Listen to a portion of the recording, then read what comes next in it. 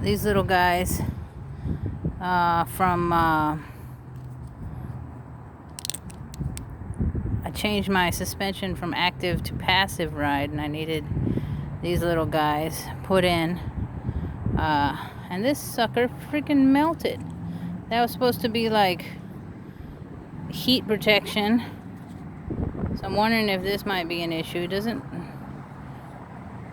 It looks like all ridiculous. Anyway, so I figured those had been all lame this whole time. Didn't seem to be working. But now I got these new suckers. They're gonna be pretty nice, I think. They look like they're gonna be able to, hold on. They look like they're gonna be able to dissipate heat one way or another. Come out. And they're all hooked up. They're all set up already for me. I'm just gonna put these in line here. Oh, right there to these little